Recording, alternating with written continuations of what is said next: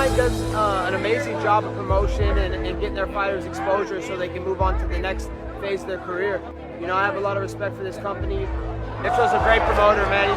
He's all over the South Florida scene. Now he's taking over North Florida. He's doing a great job, man. He's giving a great platform and outlet to these guys. So I wanted to come support, the up-and-coming next generation of fighters and see these kids chase their dreams, because I see myself in these kids 10 years ago. So these guys, the look in their eyes, you can tell that they want this, and they're going to do whatever it takes to achieve success. Definitely Fight Night, a show like Combat Night prepares them for UFC, because you see the crowd, it's a big crowd. You got 1,000, 2,000 people here. There's a lot of energy, and you feel the pressure when you're in that octagon, so you got to perform, and this is going to bring the best out of these guys and see if they're ready for the next level.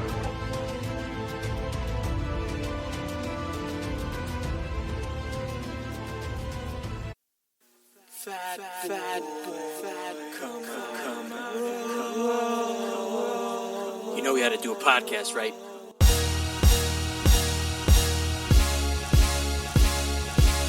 What's your name, fat buddy? Of course, you were looking food. What the hell? I'm not fat. I'm big bone. I'm gonna eat it. You owe me for one jelly donut! Fat motherfucker. Listen to it. My wife said no one's gonna listen to us. I've got bigger titties than you do! Bullshit, because nobody fucking had geese back at that point for a bigger guy. I'm not everyone's cup of tea, but I might be somebody's shot of whiskey. You can't think about, hey, I need to lose 100 pounds, and think about winning that day. Fucking, I want a cheeseburger and a milkshake.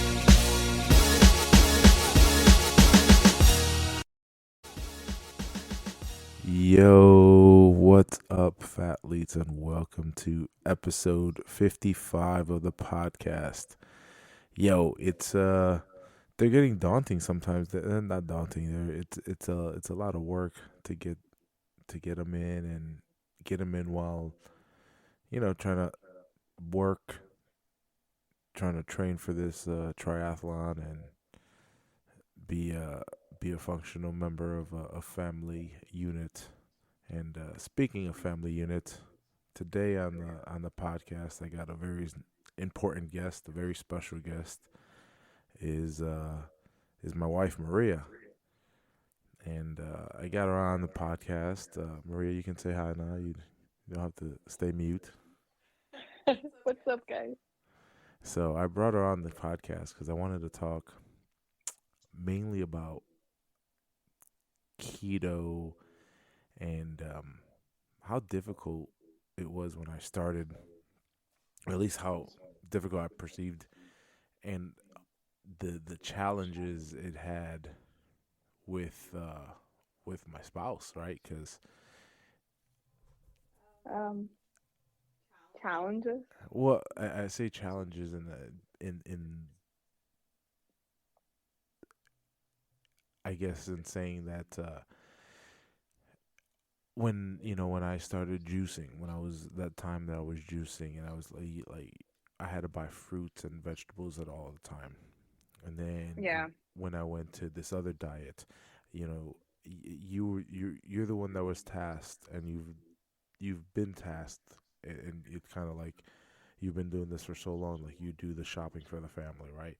So every time I've had to switch, or I'm switching the way I plan on eating, I mean, it causes a bit of a burden or a stressor on you. I mean, it does and it doesn't. The good thing is you've always been like, whatever I give you to eat, you eat. So I just had to make sure that it was, when you started keto, that it was things high in fat. And we stuck pretty much to 2 or 3 meals. That's the other thing. You could eat the same meal over and over and over. I don't know, did you ever get I can't do this anymore, the same meal over and over? Did it ever? I didn't, and I've kind of gotten away from that a little more now. um, searching for birria taco spots with you.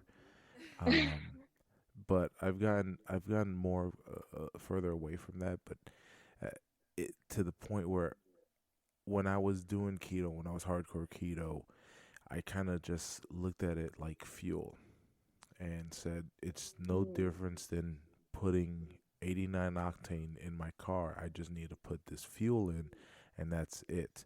And it's just got to get me through the day. And that's kind of how I approached it.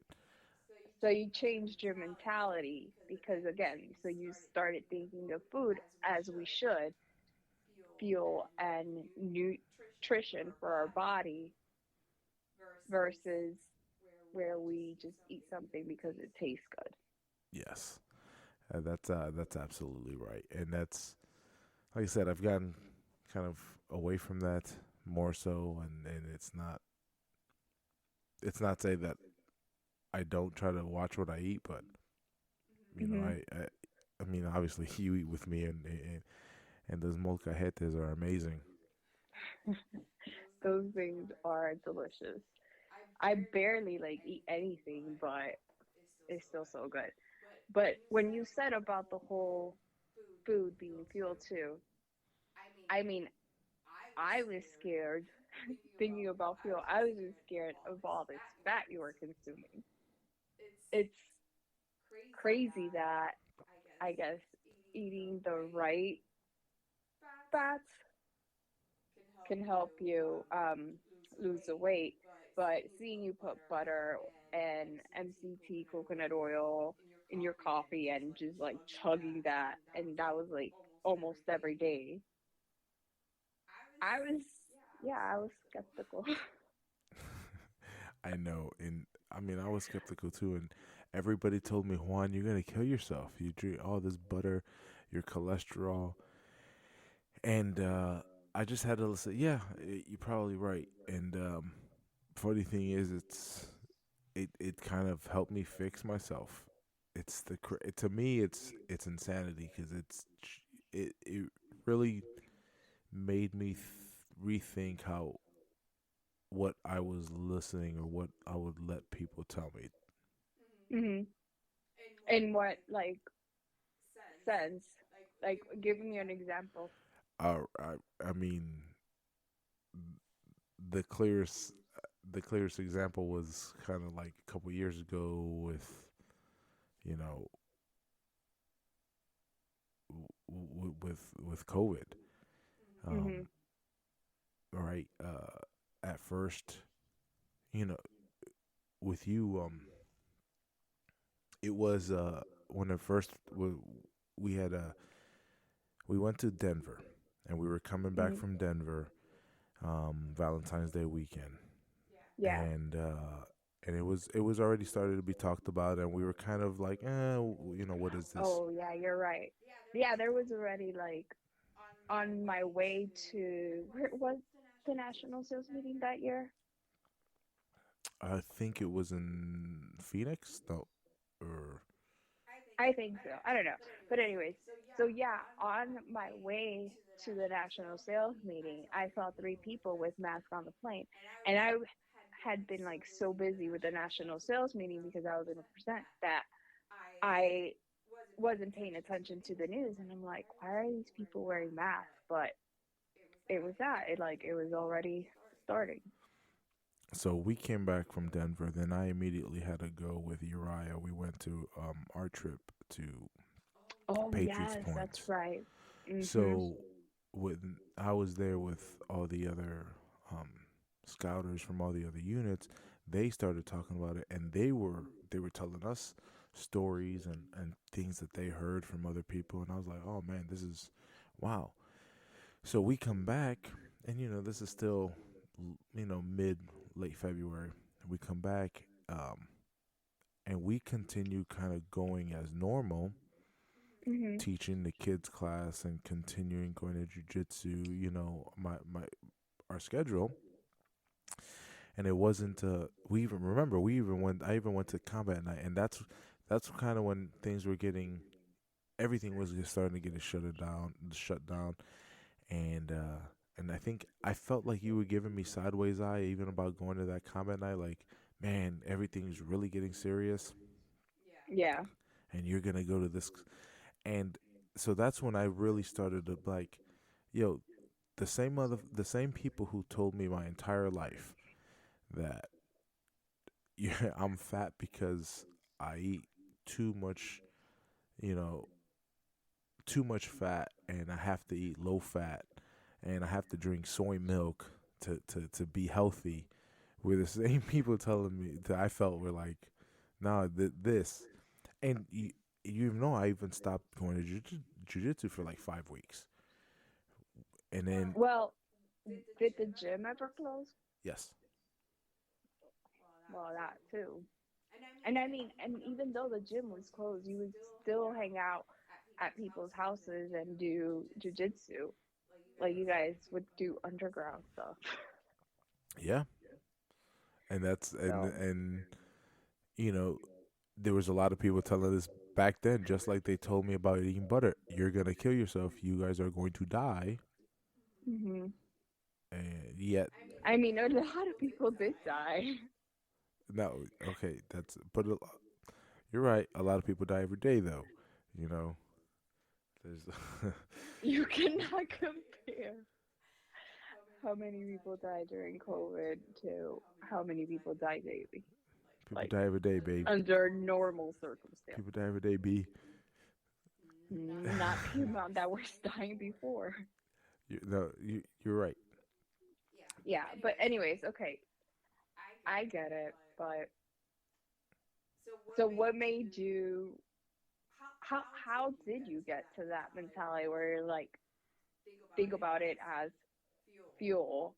Like when did that switch happen? Because I'm sure you struggled with that for many years before, you actually were successful. So how did It's you get that to just switch? it has to be. For me, it had to be just one of those things that was like immediately. I just had to look at it. This is not. When you start looking at food for pleasure and stuff like that, you start looking at it for the taste. You want to, Right. I like this texture. I don't like this flavor. I want more of this flavor. I want more of this texture. Where as I started to look at it, so look, if I just look at it like I need to eat this, and it doesn't matter what it is, you know, it could be the same thing every day. It could be slop. It could be that if you remember the movie The Matrix, when they were eating lunch, it was just like the slop. It looked like brown grits, or I'm sorry, gray grits. Just this nasty, just food. It's not even like it's not even food. It's just substance. It's just something that to put in your Yeah. body, and that's what you're like. Okay, well, at this point, I had to look at it like, listen, Juan, you've already had enough pleasure with food to last you a couple of lifetimes. So right now, you just need to eat to live, and let's not worry about the taste or what it tastes like or what it is every day, as much as let's try to make sure you can live another day. Yeah. See, and even though I lost weight, like that wasn't how I was able to accomplish it. Like the foods that I ate, I still wanted to make sure that they would taste good. Not that I'm saying, and that's why I can't have the same meal every day either. Or even So leftovers. yeah, or leftovers. But that's what I had before. But anyway, so if it was like the whole pizza thing, I had to finally like what I was making to finally eat it, like the fathead pizza. Um, so yeah, I was able to lose weight. I really didn't do keto, and that's why I like did intermittent fasting. That was a lot easier for me. But so when you did you try intermittent fasting just because I was trying it too at the same time, or What caused you to try? Yeah, yeah. It was 100% because you were doing it, and I was like, you know what? I don't really like breakfast anyways, so I can just like maybe skip lunch and then see how far I can go. So Yo, breakfast is the biggest fucking lie ever. Like my whole life, I would. So I remember waking up. I used to be way better than than our son, or even than I am this in the morning. I would wake up most of the time before our alarm clock, and I would already. The first thing I would do though is like get ready and have breakfast. That's what I would do. And it was always I needed breakfast because we got to eat first thing in the morning. well, I mean, we learned too that breakfast is just breakfast. You're breaking your fast, doesn't matter what time of the day it is, but it's still considered breakfast because you're breaking your fast. Yeah, but definitely, waiting 2 or 3 hours after waking up to eat is way better than eating 2 cups of frosted flakes 30 Oh, seconds absolutely. 30 seconds after waking up. Oh, yeah, absolutely. And I say 2 cups, maybe two and a half, I don't know. It's like the bigger the bowl, the better it was. Okay, so I'm man, I don't even know I want to ask you if you watch this movie, but do you ever watch Friday, Babe? Yes, Okay. with you. Okay, I want to make sure because man, guys, I'm saying this because there's a lot of movies my wife hasn't seen, and then I forget which ones we have seen together. But so in Friday, remember he grabs that big what's a salad bowl, and he's yo. If I could have had that every morning for breakfast, that would have been like I would have been living it up. That Yeah. was my dream. If I could have had that every morning for breakfast, I would have been one fat happy kid. And then would you eat a bowl too before you went to bed? No, I see. I didn't. I wasn't.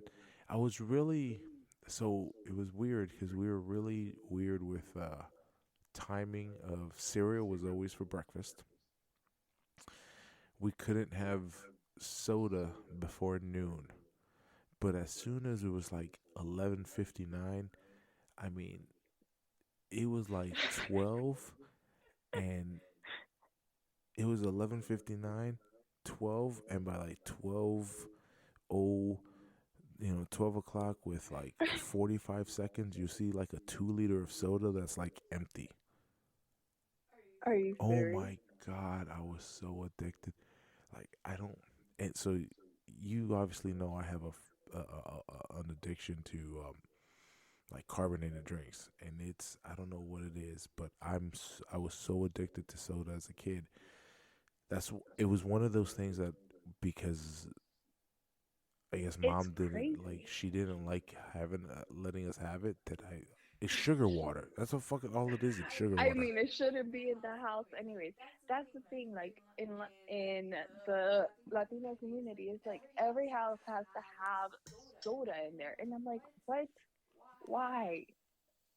Like there's hardly ever soda in this house. And the good thing is, for the most part, our kids don't like well, Uriah doesn't like it for sure. But Izzy has been given a taste of ginger ale by some people, and she's like every time she sees it, she wants to have a little bit. But yeah, we don't keep soda in the house, and I don't think trying to think if it was like that when I was growing up. Yeah, I don't think we really kept soda. It was only we would buy it only when we would have company over. No, it was a staple for us, especially 3 liters of RC cola. How much were those things back then? 99 cents. 99 cents of a 3 liter. For 3 liters. 3 liters. You could get 3 large farvas for 99 cents. Can you imagine? And you totally, I said a large farva, babe, and I have no idea you, what you're talking about. exactly. So, Which is the Farva? okay. Let me Google it. No, so in Super Troopers, in the movie Super Troopers, there was one of the dumb cop that everybody made fun of. His name was Farva. And he was ordering, in one of the scenes, he was ordering um, some food from a fast food joint. And he goes, Mm-hmm. let me get a liter of cola. Mm-hmm. And they nicknamed it a large Farva. Cause that was, Oh, gotcha. so because it's 3 liters, it'd be 3 large Farvas. Gotcha. Yeah, see, we're gonna have to watch Super Troopers. Oh, Lord. Break your Super Troopers cherry. I'm so excited. Yeah, don't sound too enthused about that. Oh, man. So, yeah, but it wasn't easy, I guess.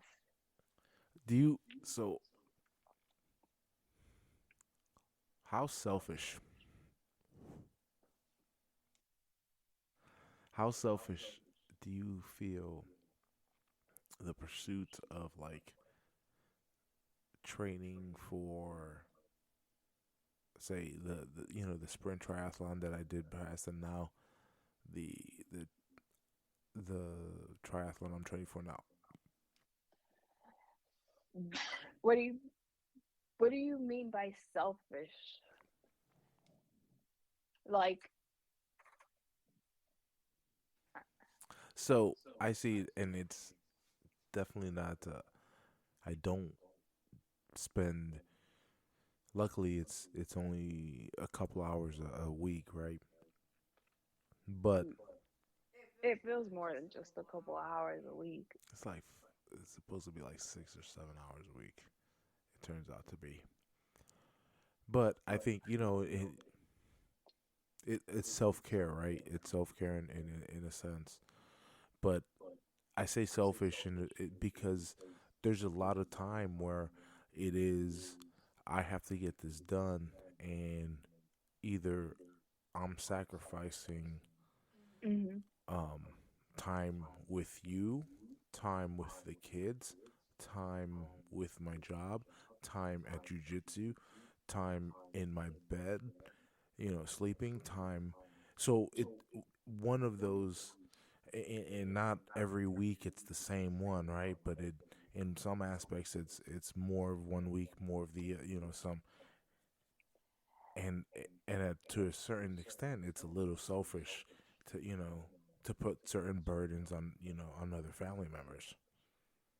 Well, I mean, it has gotten to me sometimes, but you got to think about too, like you said, that's 6 to 7 hours on top of the other stuff that you do. So jujitsu, you have Boy Scout. So I mean, 6, 7 hours is a lot when you have little time available. And so, like you said, you take away from the family time or the us time. Like, I feel like since you started that, we really haven't been spending as much time together. So you've had to sacrifice that. So thank goodness it's over in it's going to be in 2 weeks. In yes, well, 3 weeks actually, because next week we have uh my Tampa Open, right? Oh, yeah. And then 2 weeks after that we have um the try, which I'm kind of, I want to get it done. I'm ready to get it over with. Um, I'm really nervous about it still. I'm still nervous. I'm still so nervous about it. I have technically not signed up yet. I'm still not signed up yet. I will, but I'm still technically not signed up yet. You do know that? So, no, I didn't. I thought you were signed up. But What do you? Is it like PTSD from the swim from last time? It might. Well, yeah, because it is a longer swim. Yo, okay, so you're right. That cold water changed me. It it wasn't nice. And swimming today at the LA in Altamont was crazy because the water was at least a good 10 to 15 degrees colder than it is at least at the other two gyms, that the other two LA Oh, Fitness. really? Wow. It felt and I the whole But time still not as cold as ours. still not as cold as ours, and still not as cold as that lake is gonna be. Because think about it, Oh. it's what lake is that? Lake Mineola, Lake Claremont. Yeah. So it's Lake. No, Claremont. not Okay, Mineola. it's Lake. I don't know. I'm lost now. It's whatever that lake is, right? Hmm. It's cold right now. It's been cold. I wonder. I think I can use.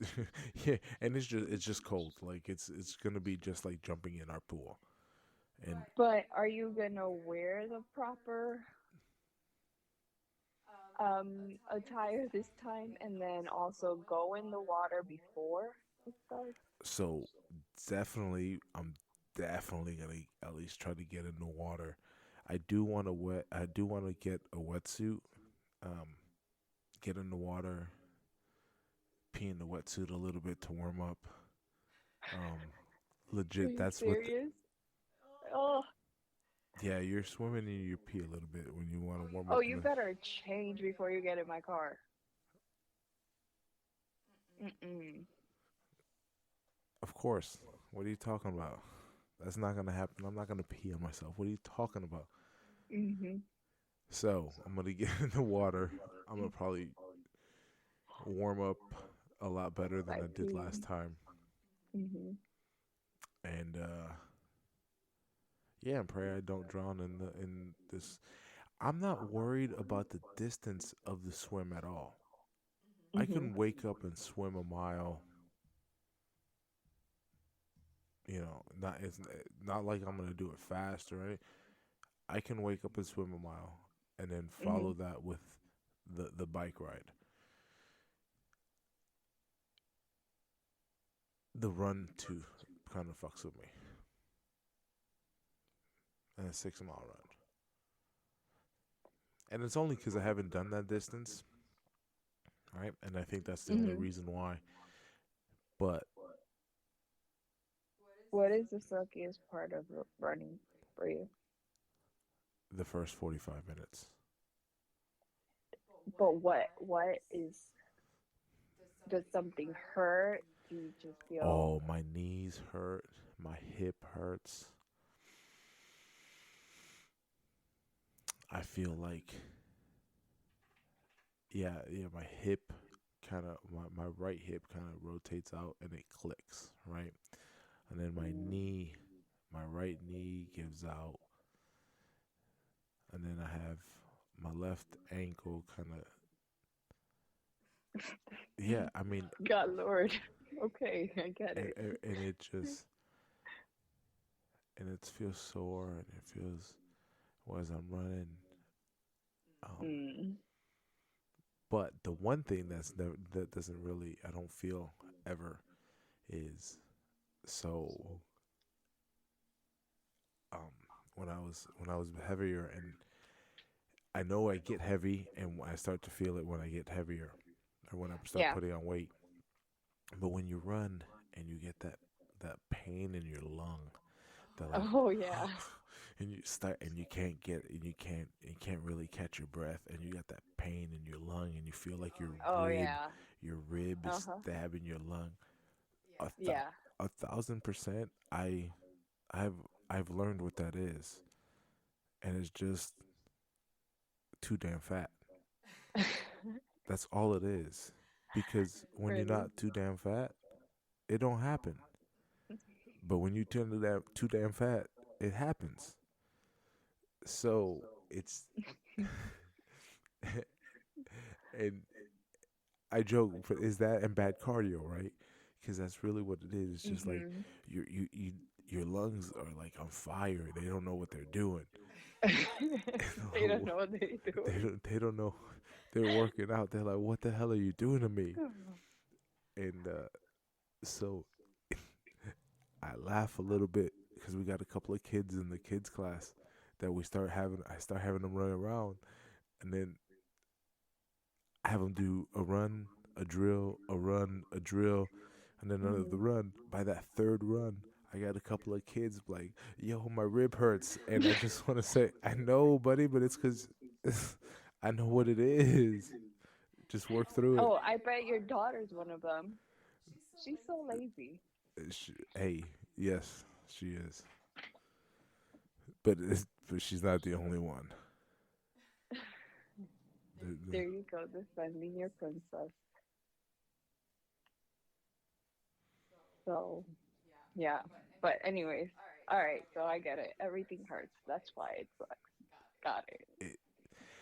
But I've learned to, like I said, the first 45 minutes, because now I've learned to enjoy it. And now an hour in, I'm like, oh man, I'm getting closer and closer.